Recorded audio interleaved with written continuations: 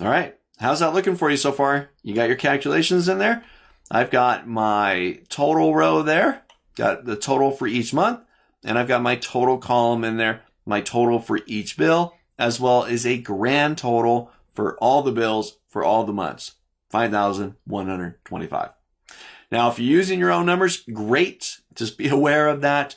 Don't try to compare it against mine. If you're using my exact numbers, make sure everything's looking good in there. If I got something wrong, right, let me know, right? Let me know. Jump into the Q&A section. Let me know I got one of them wrong, but I think these are looking pretty good right now. All right, so I want to take this idea of cell references and formulas a step further. We're going to do a couple things here, but the topic that we're going to get into is a difference between our two reference types, because we actually have two different types of ways or methods that we can use to reference cells inside of an Excel worksheet. We have what's called relative and absolute. So the first one, a relative reference, versus the second one is an absolute reference, or I've also heard it called a fixed reference. All right, so what's the difference? Well, let's go ahead and delete out the formulas that you just created. I'm going to delete them all except the first one, the January total. So let's delete out all that hard work you just did, right? All that work, I'm sorry. All right, but I'm going to show you even simpler ways to do this. But again, building these key concepts. So our first formula, if I give that one a double click, here we have 1, 2, 3, 4, 5 cell references in there. B4 through B8, right? And we're just adding them up, giving us a total, a sum. Now, these reference types, these are called a relative reference. Now, what does that actually mean? What's a relative reference? Well, I'm going to hit my escape key here just to close that out. A relative reference means from this location, you're going to get cells 1, 2, 3, 4, 5. You're going to get these 5 cells right here, right? Double click. It's B4, B5, B6, B7, B8. Those 5 cells from that location. Now, let's take this a step further. What if I now want to get February, right? Right here, I want to get February's total, but this time, instead of the B cells, it should sum up the C cells. Okay? Well, what if I do this? What if I go to my 1675, which is my total for the B column, I copy, Control C, I copy that, I go over to the C9, and I paste it in, Control V. Look at that. Now I've got my total for February. Well, how did it do that? How did it know which cells to sum up? Well, it knew because it was a relative reference. The formula is the same. If I give it a double click, we still got the equal sign, we still got the plus signs, but the column changed. It's now C4, C5, C6, C7, C8. Before, it was the B column. So now we're just saying copy that from here to here, and now from this location, let's go 1, 2, 3, 4, 5 cells up, and let's add up those cells. Let's try it again. I'm going to copy this one, Control C, hop over to the empty cell for March, Control V for paste, and I'll paste that in. Now I've got my 1750 for the D column. So all we're doing here is literally just copying and pasting the formula from one location to another. It performs the same formula, but relative to its location. 5 cells up, 5 cells up, 5 cells up. What if I did this? What if I hop over here and I do 10, 10, 10. I'm just typing in some 10s. Oops. 10. And I come back here, I say copy, Control C, hop over here. I'm going to paste it in. What do you think is going to happen? Control V, paste. There's my 50.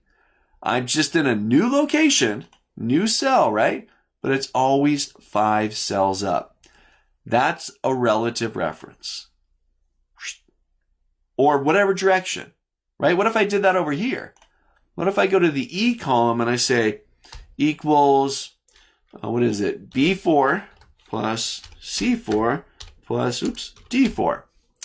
Right, so now I'm in this cell, but now I'm going 3 cells to the left. And I'm going to add those up. So I hit my enter key, there's my 3000. But I'm just going to copy, hop down a cell, paste it in. There's my 350. 125 plus 125 is 250 plus 100. Oh, excuse me. 250 plus, yeah, that's right. 125, 125, 250 plus 100, 350. Just paste it in. Now it's in the 5th row as opposed to the 4th row. And I can do that again. Copy, paste, paste, paste, paste. Relative references. Huge, huge, right? You've got consistency in the layout of your document. It's always 3 rows to the left. It's always 5 rows up, whatever it is. You create one and you just copy that to its new location. 5 rows up, 3 rows to the left. Done, right? Save you so much time. And this is relative references. Let me hit my escape key. That's going to get rid of the little marquee, the marching ants. I'm going to delete these back out. All right, now remember I mentioned that there's 2 different types of references. That was relative, and that's what we got by default. But you also have what's called an absolute reference. Let's take a look at that one. So I've got my formulas back in there, got my totals back in there. I'm going to hop over to the F column, it's F3, and I'm going to type in %. There we go, hit my enter key. So now what I want to do here is I want to perform a calculation. We're going to do some division here. That'll tell me what percentage each of my bills is of my grand total. I want to know what's 3,000 of 5,125. What's 350 of 5,125, and so on. All right, so now for this one, still a formula. Remember, you start all your formulas with the same character.